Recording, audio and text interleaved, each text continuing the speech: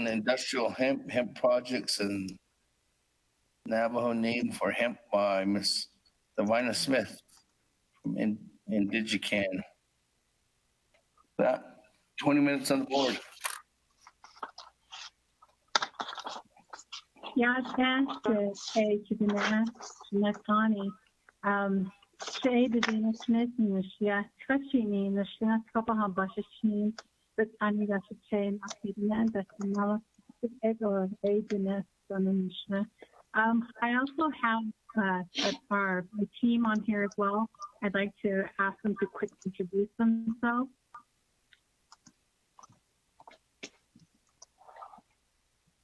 Yad Eshe Tarabanali and Shia Yakinibit on Inshlant Ashi Bashishin, being Betone that she chase okay, that she nala. Shaha Kwan got a house eye.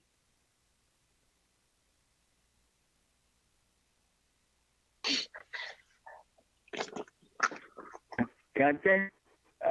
Tommy Rock comes here. Tommy Rock. Calling us, those who don't there, no vaccines, you know, that's there. Stream. Politicien that is said all made of side measure. That's how that's past one and finish yet. Hello, my name is Cindy Mon. I'm from the Cherokee Nation and the Anigolihik tribe. Thank you for having us.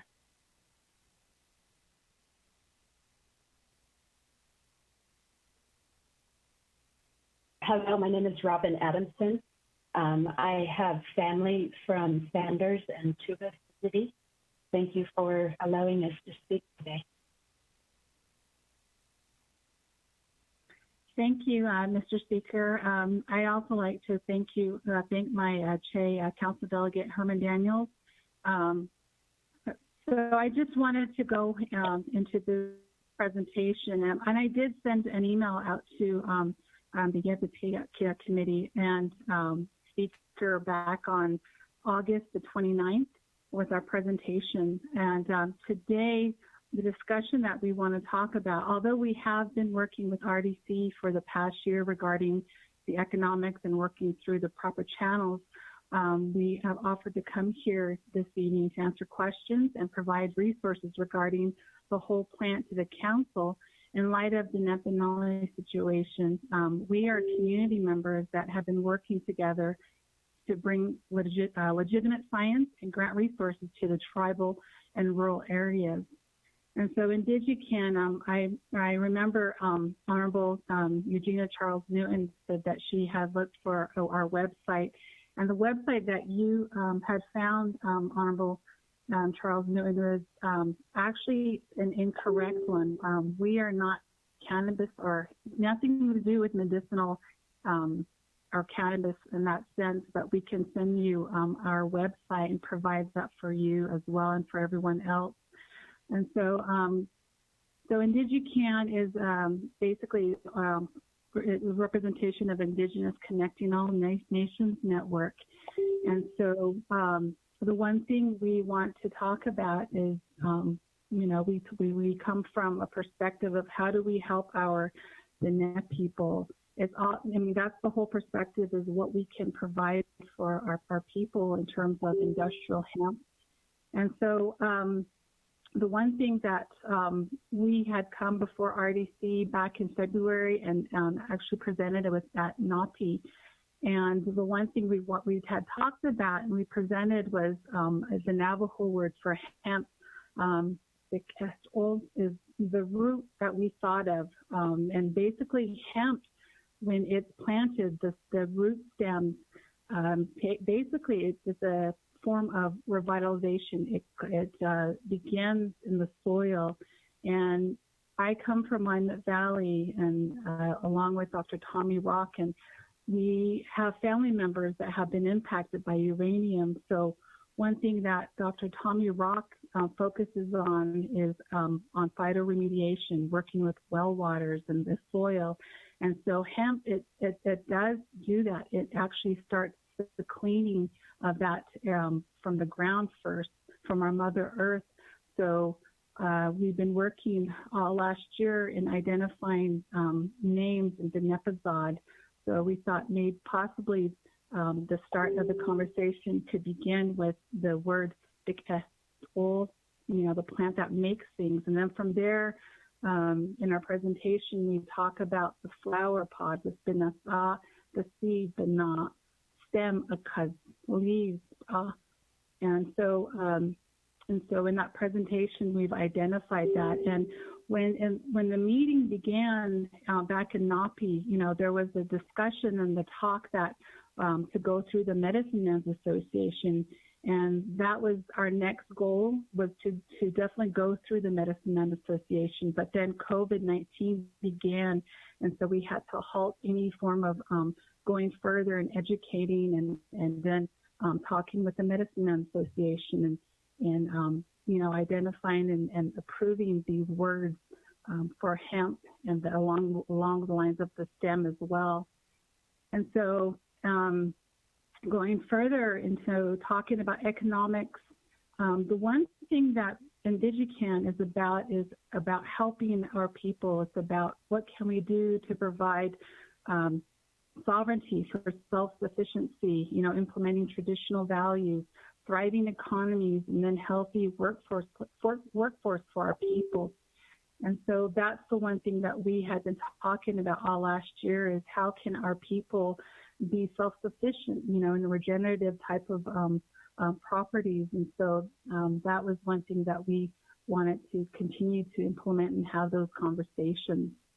And so I'm going to turn over the time to my partner, Cindy Mon, where she's going to talk about the differences between industrial hemp and the medicinal hemp, or medicinal.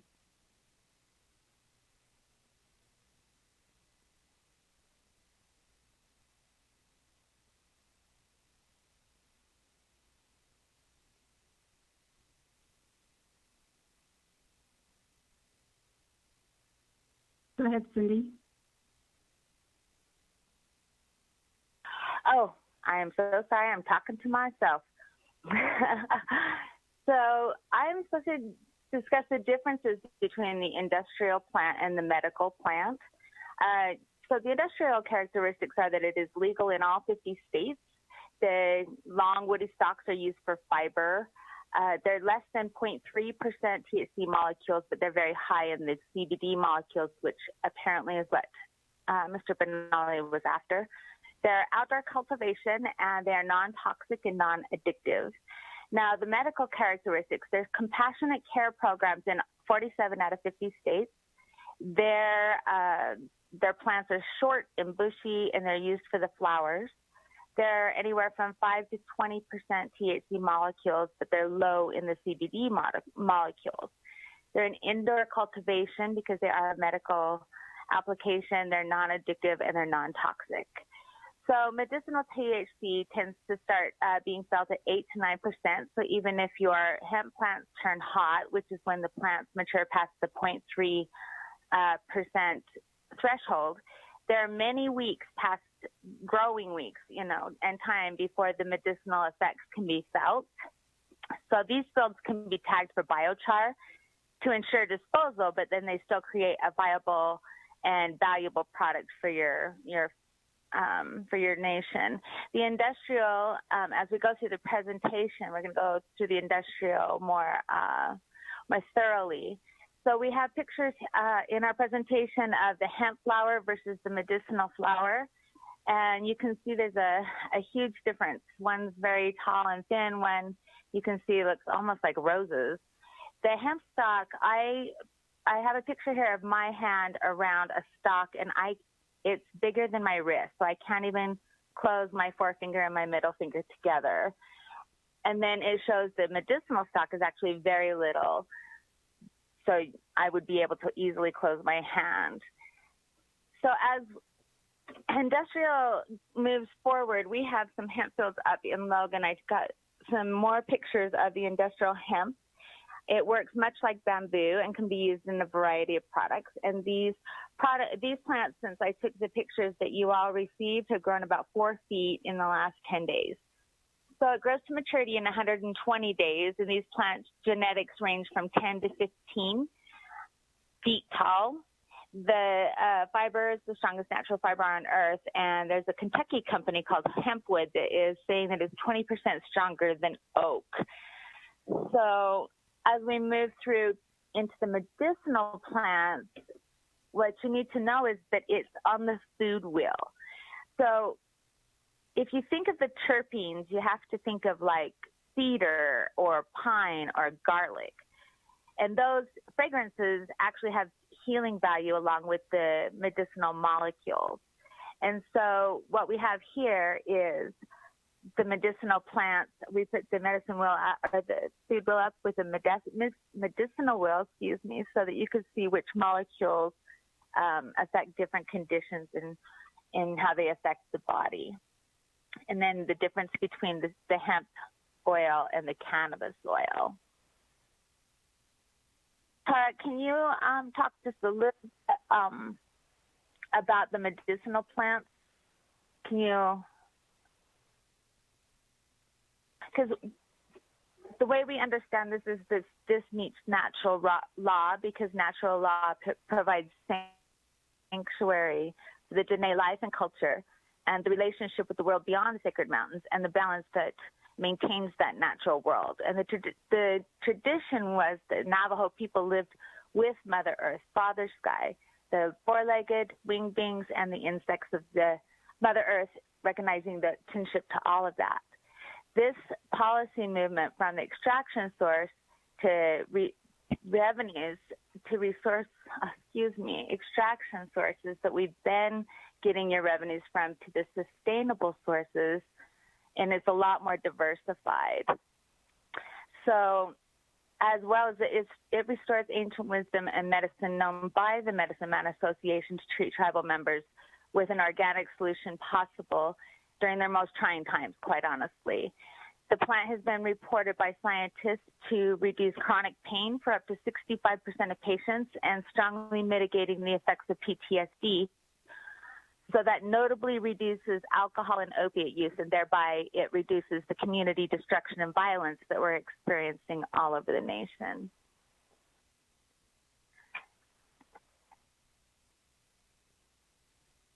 So,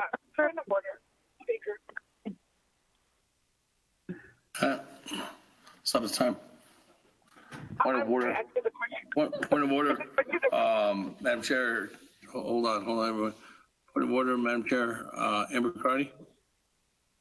Thank you, Speaker. Here's a question of privilege. I need to know the background of these presenters, and I need to hear that last statement about violence one more time. Thank you, Speaker. Oh, thank you for asking. I have been working with the Northern Utah Substance Abuse and Suicide Prevention from USU. It's the Agricultural Extension Program. We have the same sort of issues in Northern Utah that you're facing down there with opiate and suicides and violence. So we'd like to bring those resources to bear as you move forward, with whatever you decide that you're going to do today. Thank you. And then everyone else that gets your background. That's presented. So on this, my name is Tara Benali, and my background is construction. And so with this hemp plant, a lot of our industry where construction is concerned, especially framing of residential homes and apartments and stuff, they're moving from the wood product to the hemp plant. And so I've been in the construction industry for about over 20 years. I helped to finish complete homes across San Juan County, Utah between 2013 and 2016, in just the 3 years that I worked for the Utah Navajo Trust Fund. I'm doing the voter registration. I helped to do the 2018 voter registration in San Juan County, Utah, and I'm doing the voter registration on Navajo Nation, the greater part of Navajo Nation in Arizona. Honorable Crotty, this is Divya Smith.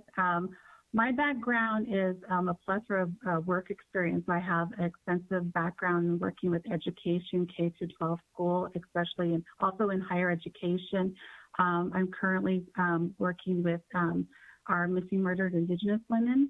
And then also I have a background on land advocacy. So I was the director of operations for Utah to Naabik'iyati. So right now my focus is on industrial hemp, but also implementing aquaponics with around San Juan County.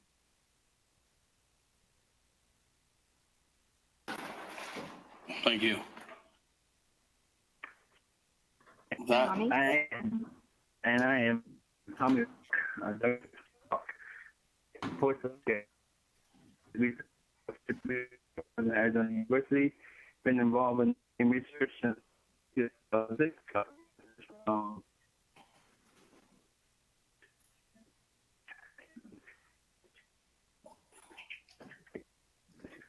Tommy, could you repeat that, please? Okay. I received my master's degree from NAU, Arizona University, from 2008, and I spent 2 years at University of New Mexico under Dr. John Rose with the Donut Project, keeping steady in Eastern Agency. Then spent 2 years at Navajo Nation EPA, the Public Water System Supervision Program under Yolanda Barney. And afterwards, I went back to school for my doctorate degree from NAU, from Northern Arizona University, in Earth Science and Sustainability. And got my doctorate degree from there. And afterwards, I went to University of Utah to the Rocky Mountain Center for Occupational Environmental Health. I spent a year there doing my postdoc, where I did some pilot studies working with Northern Navajo and also with the Sioux tribes, with Pine Ridge, Cheyenne, and Standing Rock, looking at soil petroleum, hydrocarbon, looking at water and soil up there. Did that, and I came back in June of 2019, and I came back and want to help my community and my tribe. Being from Utah, we get neglected a lot by the tribe, so I came back and see how I can help my community and my tribe as well. So I'm working a lot with water issues on Navajo, and I saw the benefits from hemp using as a phytoremediation, where it can help clean up the soil, heavy metals, and the radioactive elements, pesticides, herbicides, and fungicides, and explosives and fuels. And it's been used in Chernobyl as well, so it improves the soil and can also improve the water quality as well. So I got interested in this and working with my colleagues. Okay. Well, back to the presentation.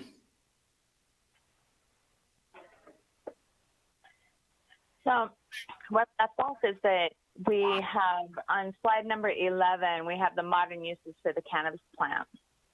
And congressional research shows that they literally have written a book about the taxes that they expect to make on this plant, as well as the insurance and highway industry has found that there's not a major increase in road accident in legal states. And the U.S. House and Senate are working on the banking. The banking is being addressed, and the U.S. House is voting on September 21st to deschedule this plant completely off of controlled substance.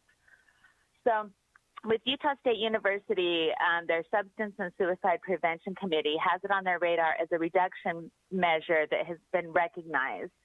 But for our purposes here on industrial hemp, there's so many jobs. There's 75 different sectors that we've identified, and there's STEM jobs from engineering, software, mechanical, electrical. There's infrastructure jobs, energy jobs, logistics, marketing, agriculture, and actually very many more. It's unlimited growth and scaling potential. There's approximately 50,000 different identified uses that we could go right now. And we're looking at a multi-billion-dollar industry.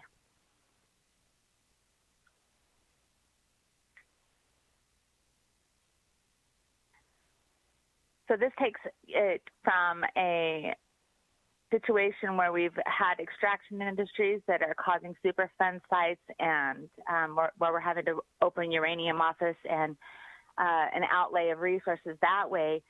This is a non-toxic plant that can really bring many different and diverse industries that are non-toxic so that you'll have a healthier nation.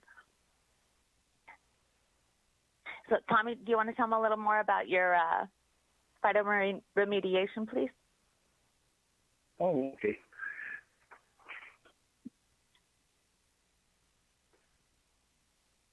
Making sure that I'm on.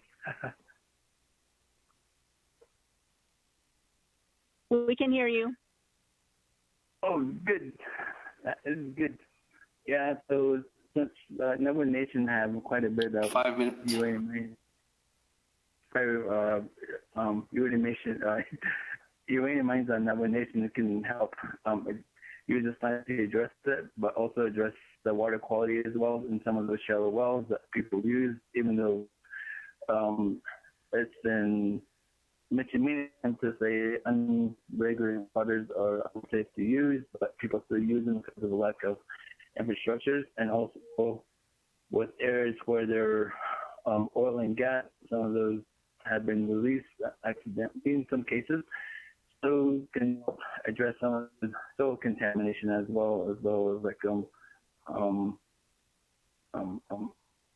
in the field as well. So I think with all the hard rock mining that has happened and uranium mining that has happened, where there's like over 15,000 abandoned mines, and I think this can be very beneficial as a way to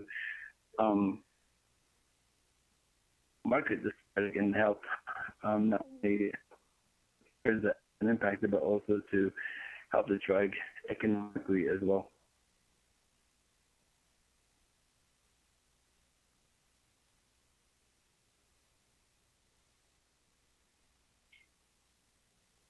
Robin, do you want to jump in here?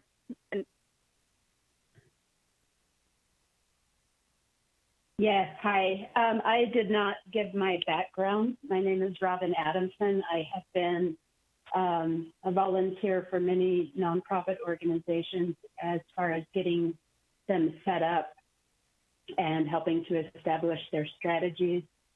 I was a founding board member of the SLC Air Protectors. I was also the vice president.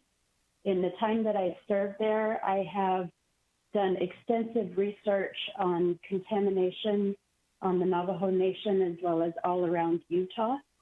I have also studied mining and extraction industry and tried to see where they tie into the Bears Ears National Monument. At this point, the assets under the monument are stranded assets. So we have 62 billion tons of coal under the Kaikarawit Plateau. That is 3 times more than is currently in production in the United States annually. One of my big concerns is climate change, and I very strongly feel that, excuse me, I've got something in my throat. I very strongly feel that if they are able to unlock the coal under that plateau, that our entire future as a planet is in danger. Furthermore, we have tracked some of their plans for the extraction that they are working on getting out, and we see that they are going also for uranium. My fear is that the uranium will be transferred through the Navajo Nation. My mother-in-law is from Tuba City, and her father was a crusher. And she used to sit on the rocks, and the uranium would fall down on her food as she was eating lunch with him. I know there are very many people on the Navajo Nation that have suffered this consequence of industries that are maybe not preferable. And so I've been researching how to replace economies that have been damaging to the people and to the land. And that's when I found industrial hemp.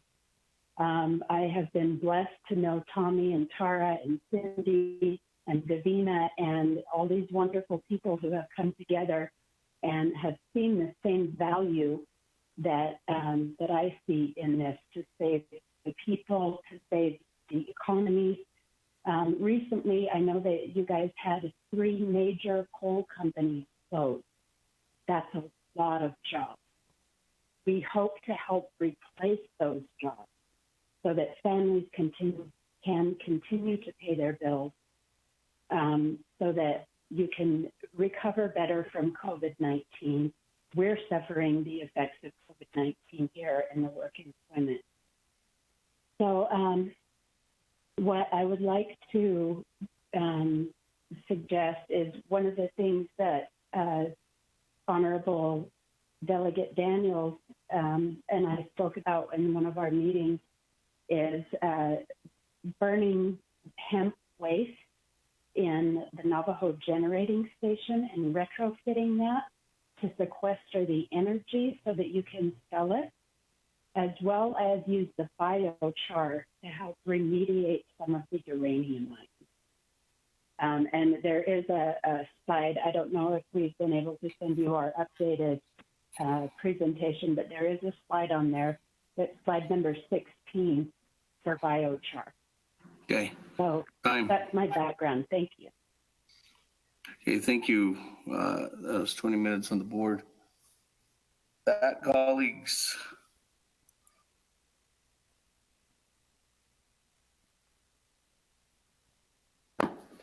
Is there a motion?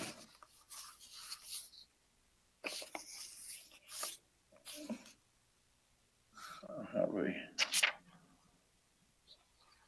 Motion. This is Delegate Motion. Brown. Motion. Motion by Honorable Stewart. Second. Motion by Honorable Wilson Stewart, second by Honorable Paul Begay. That, colleagues, any comments, questions? Everybody in the queue. Question. Chairman Daniel Stowe. Go ahead. Oh, thank you, Cecilia. Speaker Damon and members of the Naabik'iyati committee. Thank you for the presentation. Basically, I guess the main thing you're talking about is hemp for medicinal, and you're talking about growing it indoors. But then the discussion starts going to hemp production in the areas where ground has been sacrificed for resource extraction. And the perspective you're presenting is, yes, certain plants take toxins out of the soil. For folks that have agricultural education, that is a given. However, when you start saying we could use hemp to burn in the generating station, how many tons of hemp can be produced on an acre of land? How much water would be required to produce that, the tonnage on an acre of land? We have to keep it in perspective, and I just don't want the committee to be disillusioned we're If I talking may. about production, then let's keep it in the perspective of crop production. Thank you. Thank you for your question. This is Cindy. So the economics of that Hold on. Colleagues, any other comments, questions? I'll have everybody in the queue. Everybody? No. Okay, go back to the sponsor.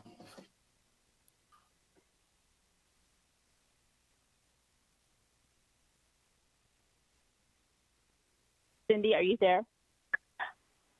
Oh, I'm sorry, I muted myself again. So this is one of what is considered a dry farm. So it takes about 700 gallons per acre, and it grows with about 30 pounds of seeds. And 1 acre produces 30 tons of biomass, 300 gallons of oil, or 3 tons of protein. Does that answer your question?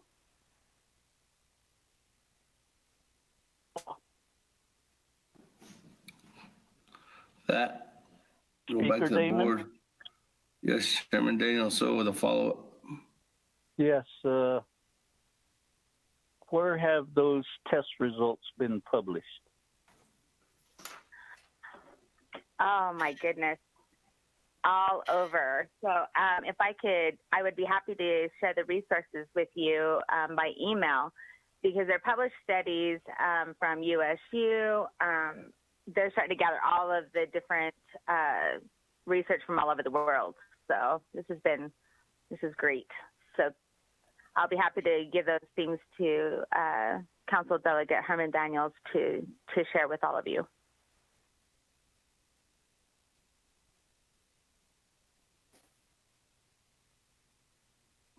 Okay, moving on down. Let me go back to floor. I got a new player on the board. Honorable Elmer Begay. Well, thank you, Speaker. Can you hear me? Oh. Shadow, the members of Naabik'iyati. Speaker, I have a question, but I wanted to have part of it. Is there any current suit that's put in place with this hemp? If it's like that, is it legitimate to discuss this? Is there a lawsuit in place? That's my question.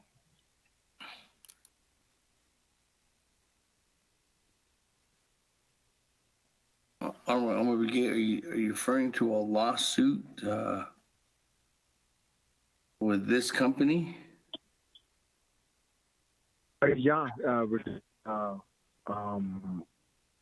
Producing a lawsuit that's put in place.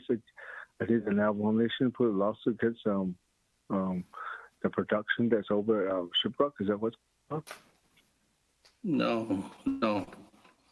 That's a whole different issue.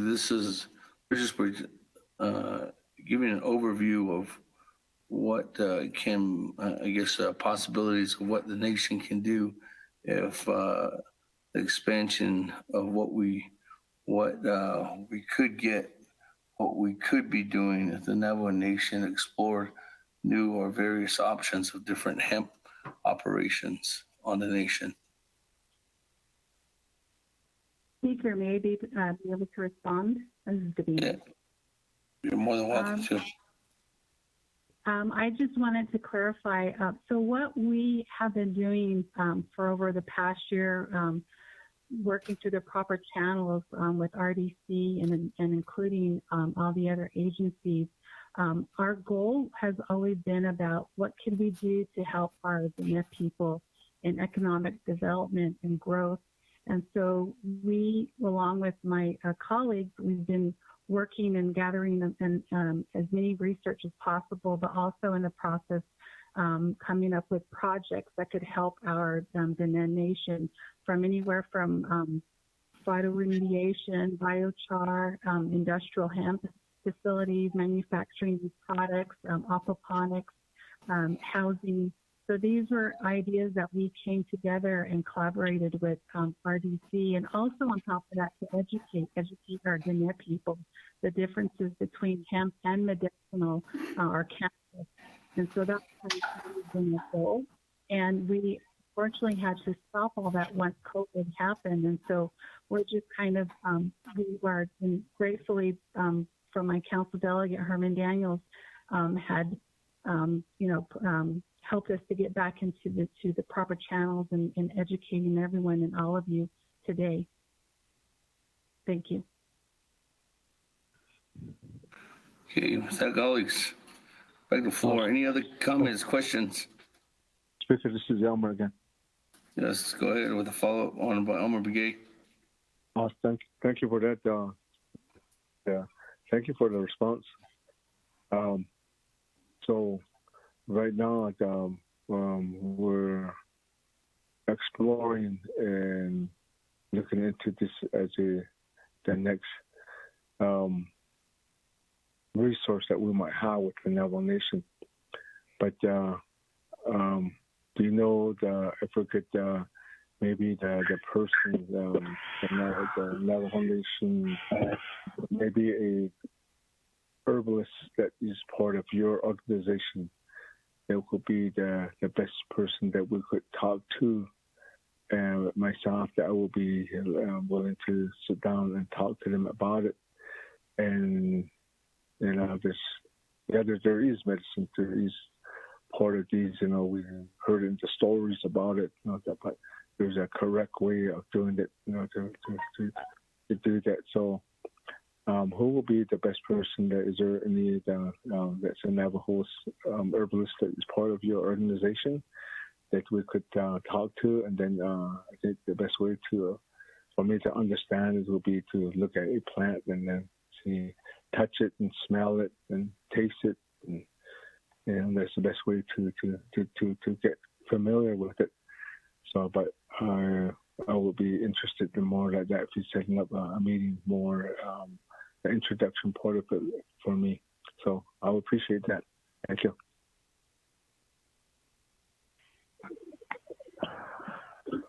Okay, thank you. Any other comments, questions? Not, let me go back. There was just, I guess, a request. Back to the presenters. Oh, thank you, Council Delegate. We will definitely be are open to sitting down with you and any one of the committee members. We definitely support with Dr. Tommy Rock, with Tara Benali, who's on our team. And definitely we'd like to also reach out to the Medicine Association, because I think that is definitely the most appropriate way to begin this. So then we can start educating our Diné people and moving forward with this. But yes, we can definitely reach out to you and start to begin those conversations. Thank you. If I may, this is Tara Benali. I also want to add that, this part of the hemp plant, the industrial part of it right now, there are other entities such as Patagonia who are utilizing this plant now to make masks for the people. And we have Utah Naabik'iyati, who has distribute some of those across Navajo Nation. And I don't know if a lot of people are familiar with, but with mass production, that's something that that's economic development there for the people, because we know of an individual that does work with Patagonia who's willing to help us set up a warehouse and to implement the making of these masks for the people, because we really don't know where COVID is happening. And I think DigiCan in itself is about healing the people and trying to help them to understand that there is a way. We're not so far behind. We keep telling ourselves we're 30, 40 years behind the rest of the world, but really are we? This is something that has been in our culture for hundreds and thousands of years, having to utilize a plant for medicinal use, having to utilize a tree such as the juniper or the cottonwood for helping to build homes and structures, to clothe ourselves, to really bring back the quality of life that Navajo needs, not just Navajo, but other indigenous nations to help out in that area. That's what the people need, is to go back to the natural way of life, what hemp can offer, and hemp can offer us that. And so, and going forward, I really would encourage honorable delegates there to really consider this, because this is a change that our people need.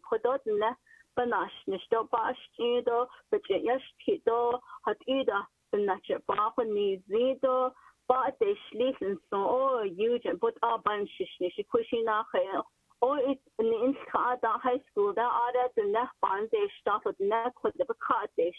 that's how much I have respect for the people, because my family comes from Hopi, but it was a Navajo lady that took in my great-great-great-grandmother and raised her as her own when she could have taken her in as a slave.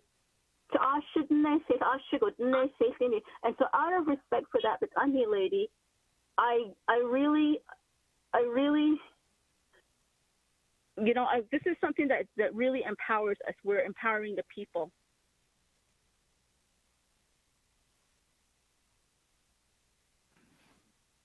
Okay, that. Go back to the floor. Honorable Daniels. Floor is yours. Thank you, Chair. Speaker. Adonana Kodosnat Ahushaniki I know Flaggy Kodot Adonana Kodot people that are listening, people that are still with us. And so I think Kodot, I can't meet the Kodot, I can't look Kodot as a council Kodot. Adolebe Hishindahan Kodot. Kodot, which represents Yaki Kodot, I really appreciate the report that was given to the Naabik'iyati committee Kodot this evening Kodot. Adonana Kodot Ms. Smith. Yeah, she's been coming to our meeting, RDC meeting. She even took RDC up to Lehigh, Utah. In the area of hemp production, industrial hemp. Adonana Kodot. Then he said, "Nike Kodot." Kodot na zaytam IC Kodot Hajo is now seeing what is Kodot Padole Jo is now there's just not Sadita there's just Dahches Net Adonana the night the kids Kodot questions to the Hanon Kodot Adonan Kodoni at Kodot. So Kodot moving forward, Kodot na zaytam Kodot one of my colleagues Kodot Shata Kodot delegate the K Korea had the Elmer A Kodot na zaytam herbalist. I feature in each and day Kiri. So that the shape of that on Neshkodo, Nejukodo moving forward. Adonana Kodo, Medicine Man Association, Azana or Dakodo, as the shape that on Neshko. So Hazo and now she has the Atishnakodo, Hazo as now adult head at Shnekodo, a Bakisahan now Kodo. So Adonana Kodo is down to Kodosman and Seneki, the great NGF. RP party that's $8 or at the Kareto Halor. So has $40+ million. So how do I pay for Nadi? The Halik I pay for Nadi is near the Jordan Kiss for the Jin Haloko, Hotan Kitchen Shadow. So where you could on a great Joe is now, but on a great because you can say that the Kotoba Negi. So she got based on the Yamai out of what Koda Kodo. So 80 Yakodo, so Baba has seat or less Kodo. I see Kodo the Vage or you have a Babach head, Rena Tani Nez. I yell never that is asked for Aja.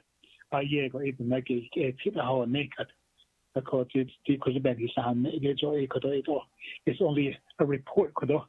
I don't see Kodo getting down in the store. They're going to be meeting with the Medicine Man Association. I don't know, herbalist and lineage in the Gedi, the Shinkodo, in this kiddo list. I don't know, they're going to do more research. Going forward, moving forward. So it is about the hot speed on this hard machine down. And get that in not all Dakodo. So it is what they could, I don't know, Kodo. I share Kodo. One round hot Kodo. I don't know, Kodo, get the hot Kodo. Sweet. Thank you for the report, Kodo. Thank you, Chair.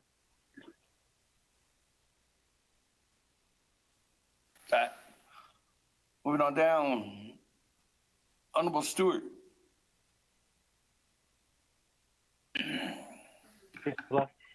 Our colleagues at the given I think for the presenters in the Nigi. This is a presentation that was given to the it's not for the nation to grow it, but it's other ways of the nation to work with this agricultural product now that we've been explained to, and it's to assist the Navajo Nation with the job losses and how we can reuse buildings and sites to manufacture these products and to work with the communities and the people out there to make our nation stronger again in different ways. So these presentations, they go in length, and there's different phases to it, but I believe it would be something that it would be beneficial for our Navajo Nation as far as employment-wise goes and revenues go, to say that these are Navajo Nation products. I just wanted to share that, Speaker. Chair, thank you. Thank you. Any other comments, questions from my colleagues? No, you have one. Barcelona. Thank you, Speaker. My colleagues, I'm interested in finding out more about how hemp can help to eliminate some of the radiation, especially around the uranium mines that we have. What does it take, and how? I'd like to see some more studies on that. If you could bring some more information, because we have a lot of contamination around the reservation with radiation, and you know as well as I do that radiation can last for quite a long time. And how much hemp would you have to plant around a contaminated area, and how long will it take to clean it up as far as the radiation is concerned? That's what I'm interested in there. Thank you. Yeah.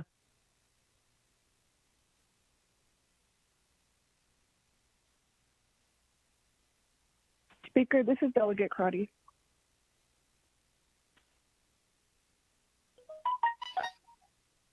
Hold on.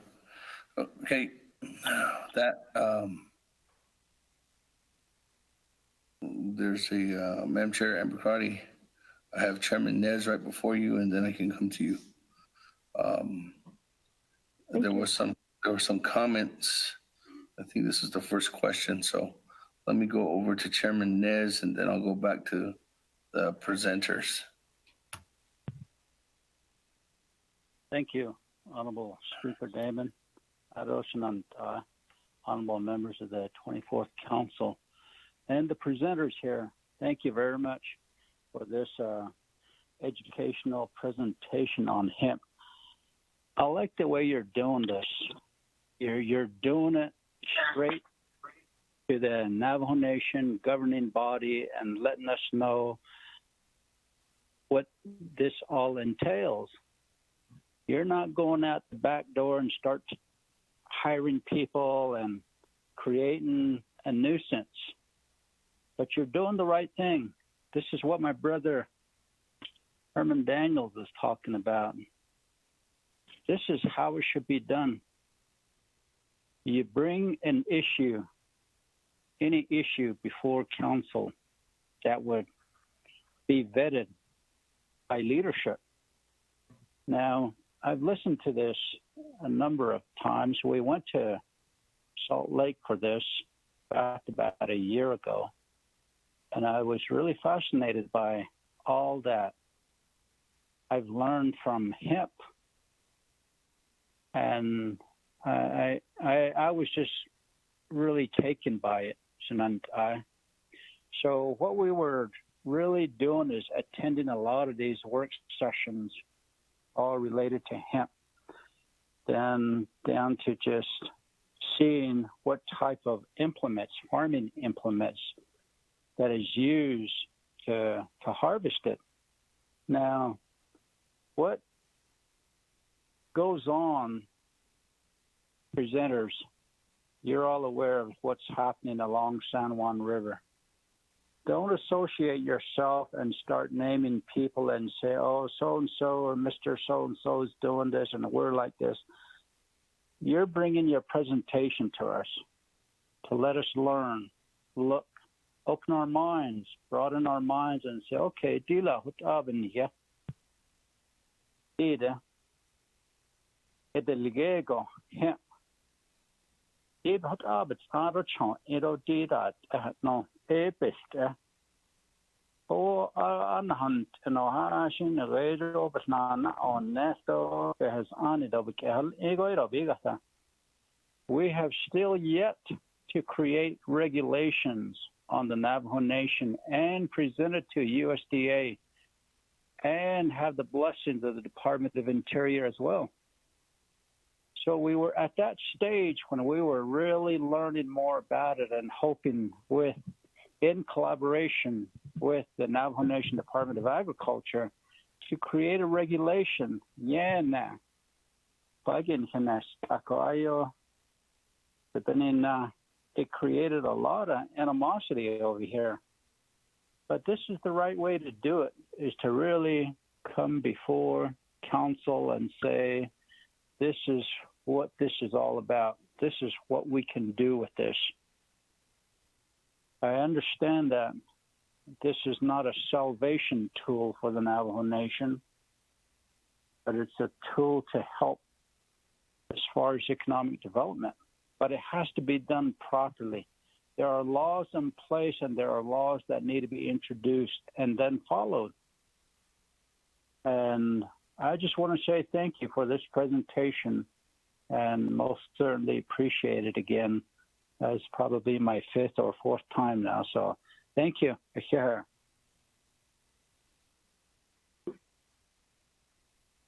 On that, I'm going to go to Madam Chair Amber Crotty, and then I'll go back to the presenters.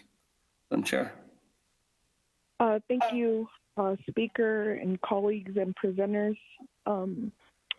I want to thank my constituents who are on the line and recognize that they have been directly impacted by this proposed hemp production on Navajo Nation, that their lives have been shattered, that not only dealing through this pandemic, that now they have to reckon with an industry that is not rooted in the philosophies that were presented, in an industry that is very adversarial to the needs of the community, to an industry that is not looking to restore harmony and hope.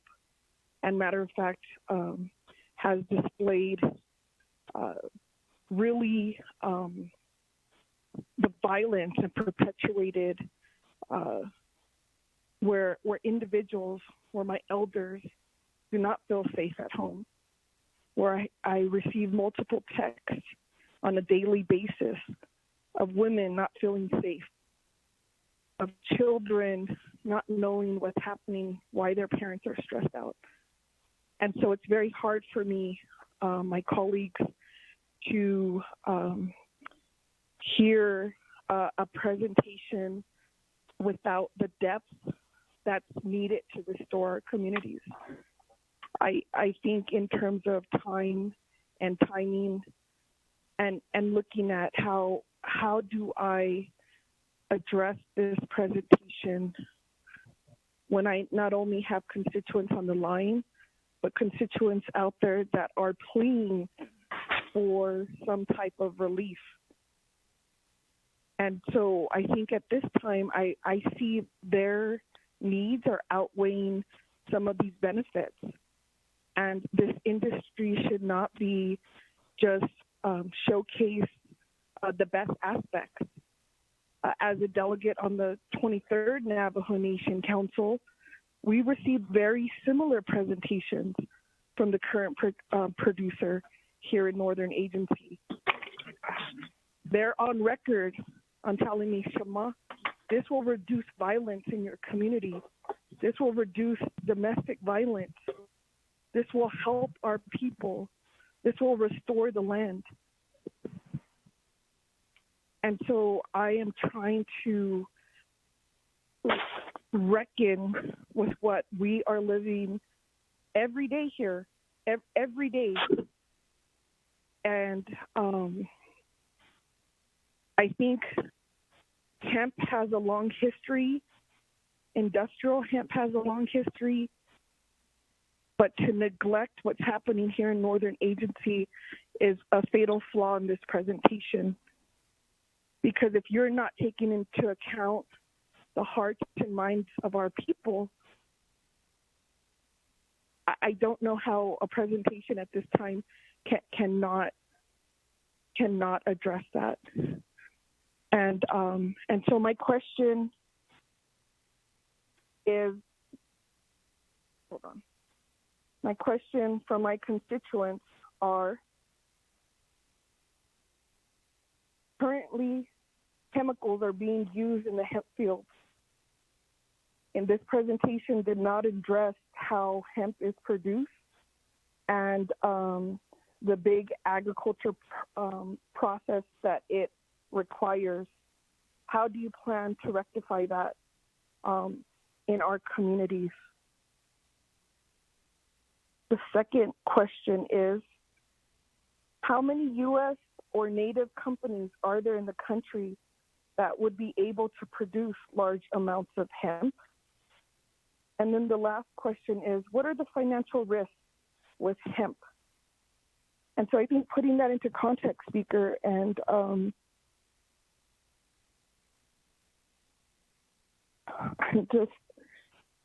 I understand the reason for the report, colleagues.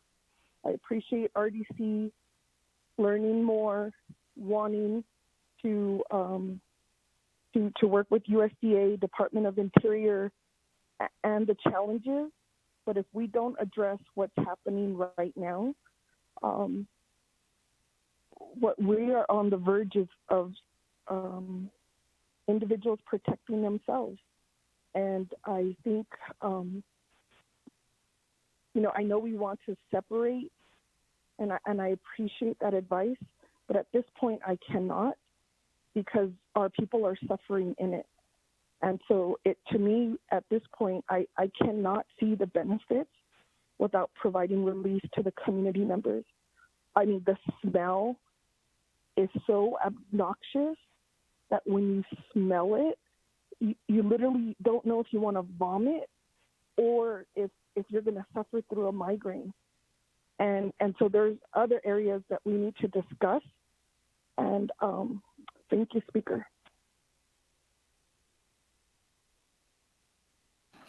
That, we go back to the presenters. My name is Tommy, and I would like to respond to the first questions about how much hemp is needed. And that'll be about 30 seeds per acre and little water, 700 gallons an acre. So, which will help address a lot of the uranium contamination. And since I'm from Monument Valley and Council Delegate Daniels, my delegate, he's well aware of the uranium problems that we face here in Monument Valley. And for me, this is just not something to do. For me, this is personal as well. It's like lost a lot of the relatives to cancer. I lost a friend of mine from high school to cancer last year, and I have a relative right now battling cancer, stomach cancer right now. So for me, I think I'm thinking about my relatives, my community, and other people that are being impacted from the uranium and from the radiation exposure as well. So I'm looking at it at hemp, not for medicinal purposes, but for a way to address the cleanup and help address the cleanup that needs to happen. So that's my take on it, on using hemp for addressing our environmental contaminants that we're facing as a nation.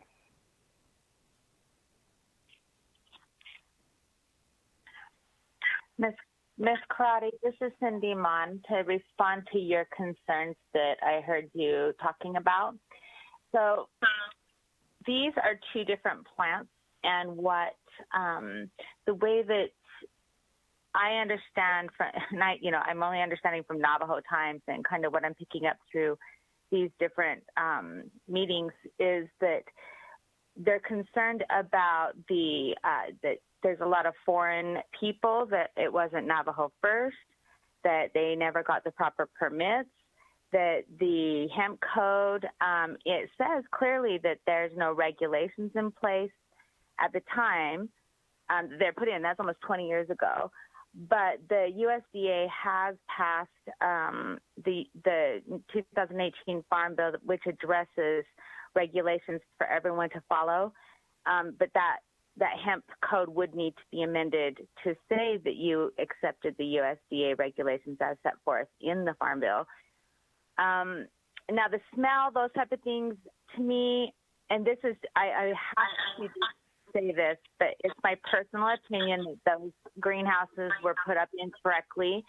Those type of things take an air handler that have filters that they shouldn't be producing any smell. So if something's happening down there and it's an improper, and they've improperly done these things, or they didn't have enough money to do them in the proper way, I can see where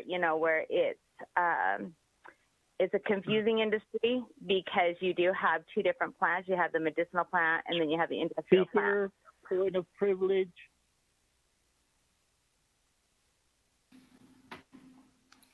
Hold on, Miss. The point of privilege by Chairman Daniel So. We're not receiving a report. We're receiving a response to a Navajo Times article. That was not Honorable Amber Knazbakadi's concern. In addition, Nabi committee members, the court case, and we heard part of the arguments.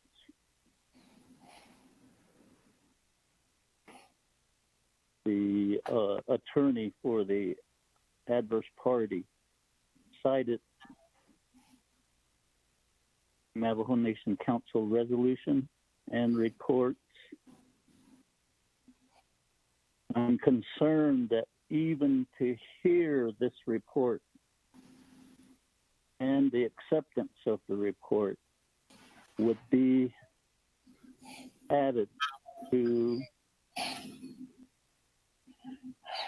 as evidence in the continuing court case. That is my concern. We're adding items. If all these items that are cited by the presenters then could be put back against the Navajo Nation in that continuing court case. I want to caution the committee members. It's all good and for the matter, but we are in a situation, and the presenters have referred to that particular court case. As we know, articles of newspapers are used in court cases as evidence. So let's be careful, and I caution the presenters.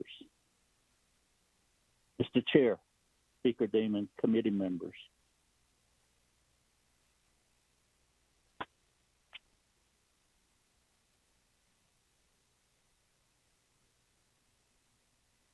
Thank you, Chairman Daniel So, for that cautionary empowerment to members of the Naabik'iyati Committee. I guess going back to the presenters,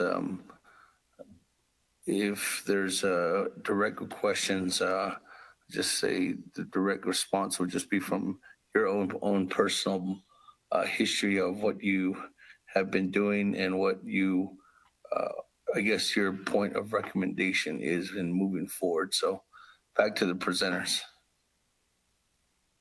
This is Robin. I would like to address Ms. Crotty. Go ahead. Ms. Crotty, one of the reasons that we started working with this plan is to reduce the number of man camps around Navajo Nation in the hopes that we can put control of these economies, these jobs, and the people coming onto the reservation to work them into the hands of the Navajo Nation. So I'm very much sorry to hear that things are not working out that way. And I just want to let you know, if you want to reach out to any of our team members, we would be happy to work with you individually on your specific situation.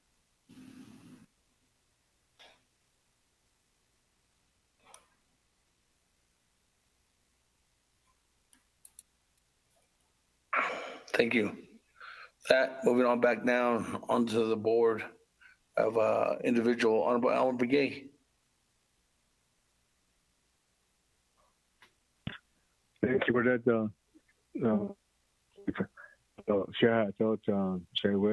Daniel, Honorable. Cautious about it. But to go further, to have respect for, I guess I was alluding to is in the introduction into just within the Navajo Nation.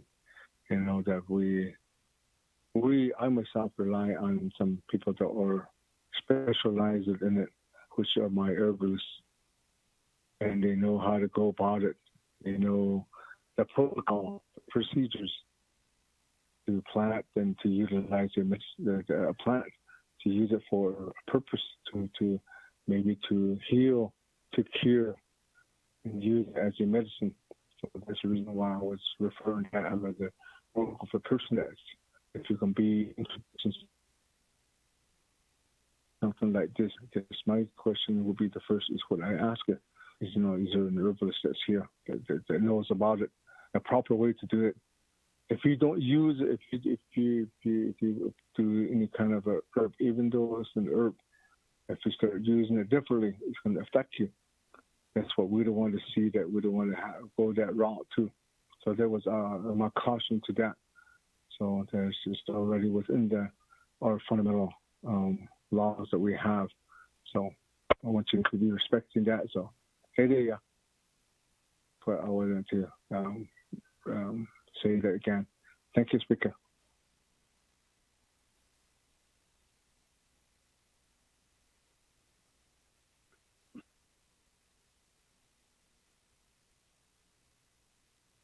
Speaker Damon, this is Delegate Nez.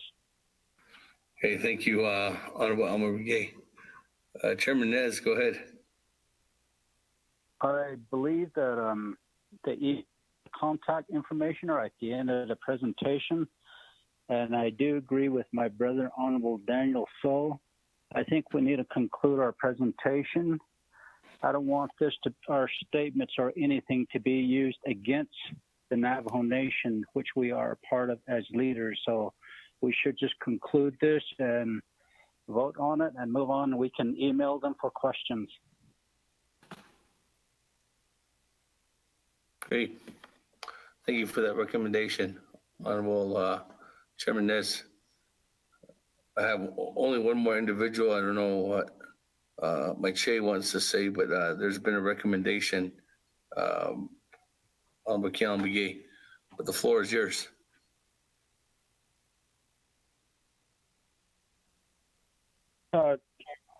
Speaker, I guess I'll just go ahead, Chairman Nez, I just want to go ahead and acknowledge that as well. But I'll be sending out all the current policies that the Navajo Nation has. This includes the Farm Bill 214 and 218.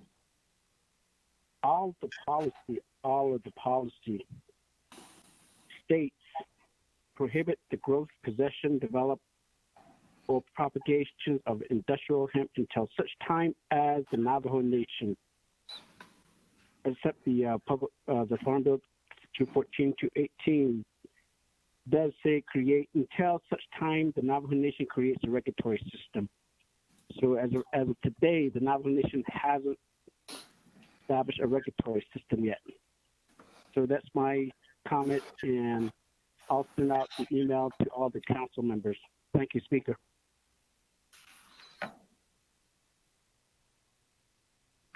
Thank you, Shay.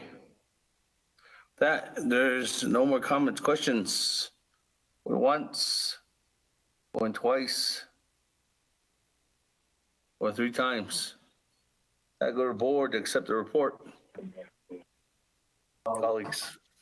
Sota. Vote. Honorable Elmer Begay.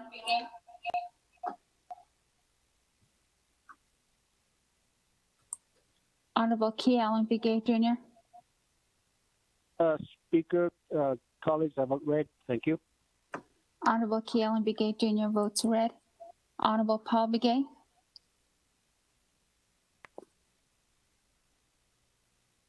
Honorable Nathaniel Brown. Delegate Brown votes green. Go ahead. Honorable Nathaniel Brown votes green. Honorable Eugenia Charles Newton.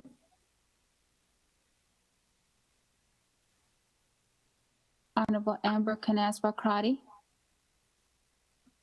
Delegate Amber Canas-Balcrotty votes red. Thank you. Honorable Amber Canas-Balcrotty votes red. Honorable Herman M. Daniels. I vote green.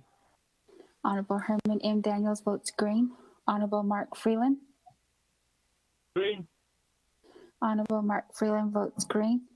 Honorable Pernell Holona. Holona votes green. Honorable Pernell Holona votes green. Honorable Jamie Henyo. Continue to appreciate till your family can no longer. Hey, it's green. Honorable Jamie Henyo votes green. Honorable Vince James. Delegate James votes red. Thank you. Honorable Vince James votes red. Honorable Rick Nez. Delegate Rick Nez votes red. Honorable Rick Nez votes red. Honorable Carl Slater. Honorable Raymond Smith Jr. Red. Honorable Raymond Smith Jr. votes red. Honorable Wilson Stewart Jr. Green. Honorable Wilson Stewart Jr. votes green. Honorable Charlene So. Honorable Daniel So. Daniel So votes red. Honorable Daniel So votes red. Honorable Eugene So. Thanks for accepting my red vote. Honorable Eugene So votes red. Honorable Otto So.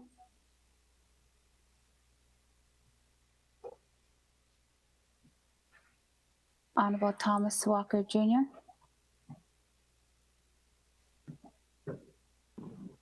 Walker votes red. Honorable Thomas Walker Jr. votes red. Honorable Edison Wanika. Red. Honorable Edison Wanika votes red. Honorable Edmund Yazzie. Green. Honorable Edmund Yazzie votes green. Honorable Jimmy Yellowhair.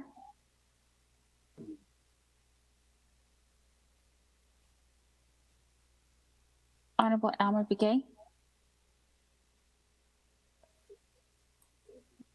Honorable Paul Begay.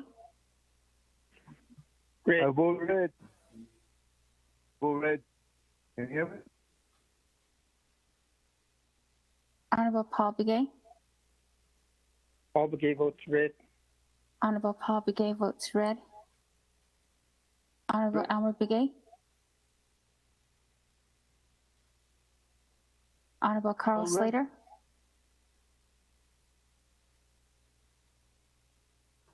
Honorable Charlene So. Green. Honorable Charlene So votes green. Honorable Otto So. Honorable Jimmy Yellowhair,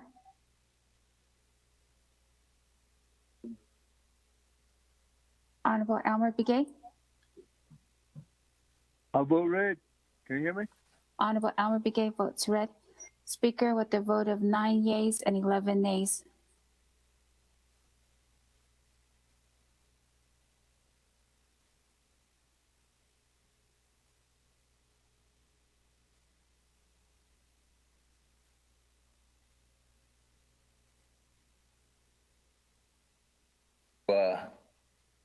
Colleagues. 9 in favor, 11 opposed. Chair not voting. That, colleagues, the motion doesn't pass. Thank you very much. Report on the industrial hemp. Individuals from Indigican. Thank you very much for being with the Navajo Nation Council. Naabik'iyati committee this evening. That, colleagues, moving on down. Close of business. Announcements. Motion Tomorrow to morning, adjourn. just from the Speaker's office. Tomorrow morning, 10 a.m., we have a special Navajo Nation Council session. White River Fair and Rodeo. Is that still? Motion to adjourn. Delegate Nez. It is a motion adjourned by Chairman Nez. Second by Honorable Hino. That. There's no other discussion. Go to the board, colleagues. Speaker Damon? Oh, there's discussion. Yes, Madam Chair. I'm sorry, just a question. I know it was a tough presentation. Thank you for your guidance. I was going to ask, are you going to provide tomorrow your famous smoked turkey legs and curly fries? I do have that on my calendar. Thank you, Speaker.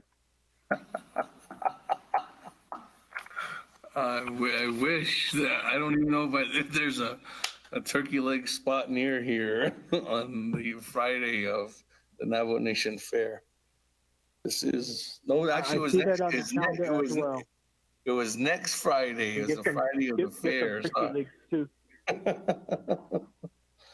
Maybe next week we'll have, when the pandemic comes down, I'll have a smoked barbecue for everybody. Turkey legs. That, colleagues, thank you very much. Staff, thank you very much. I just want to say thank you very much to the staff that's here. 64 hours this week. They've been working, plus tomorrow they're going to have to continue on because of this past weekend. Thank you very much, staff, for your hard dedication and your work that you guys have been doing. That's motion adjourned by Chairman Nez, second by Honorable Hino. Go to board. Honorable Elmer Begay, Honorable Key Allen Begay Jr., Key Allen votes green for adjournment. Thank you. Honorable Key Allen Begay Jr. votes green. Honorable Paul Begay, They vote green. Honorable Paul Begay votes green. Honorable Nathaniel Brown, Delegate Brown votes green. She had to all our stuff. Honorable Nathaniel Brown votes green. Honorable Eugenia Charles Newton, Honorable Amber Knazba Crotty, Delegate Amber Knazba-Crotty votes green. Thank you. Be well. Travel safe. Honorable Amber Knazba Crotty votes green. Honorable Herman M. Daniels, I vote green. Honorable Herman M. Daniels votes green. Honorable Mark Freeland, I vote Hatch, New Mexico green chili. Thank you, staff. Honorable Mark Freeland votes green. Honorable Paul Purnell Holona, Votes green. Honorable Purnell Holona votes green. Honorable Jamie Hino, Hino votes green. Honorable Jamie Hino votes green. Honorable Vince James, Delegate James votes Arizona green chili. Good night. Thank you. Honorable Vince James votes green. Honorable Rick Nez, Delegate Rick Nez votes green. Honorable Rick Nez votes green. Honorable Paul Slater, Honorable Raymond Smith Jr., Green. Honorable Raymond Smith Jr. votes green. Honorable Wilson Stewart Jr. Green. Honorable Wilson Stewart Jr. votes green. Honorable Charlene So. I vote green. Honorable Charlene So votes green. Honorable Daniel So. Daniel So votes green. Honorable Daniel So votes green. Honorable Eugene So. Thanks for accepting my green vote. Thank you. Honorable Eugene So votes green. Honorable Otto So. Honorable Thomas Walker Jr. Walker votes green. Honorable Thomas Walker Jr. votes green. Honorable Edison Wanika. Green. Honorable Edison Wanika votes green. Honorable Edmund Yazi. Green. Honorable Edmund Yazi votes green. Honorable Jimmy Yellowhair. Honorable Elmer Begay. I vote green. Honorable Elmer Begay votes green. Honorable Eugenia Charles Newton. I vote green. Elmer votes green. Honorable Eugenia Charles Newton votes green via text. Honorable Carl Slater. It's supposed to be New Mexico green chili. Green. Honorable Otto So. Honorable Jimmy Yellowhair. Speaker with the vote of 20 yeas and 0 nays. Thank you very much. 20 in favor, 0 opposed. Adjourned at 9:52 p.m. Have a good evening. Safe travels.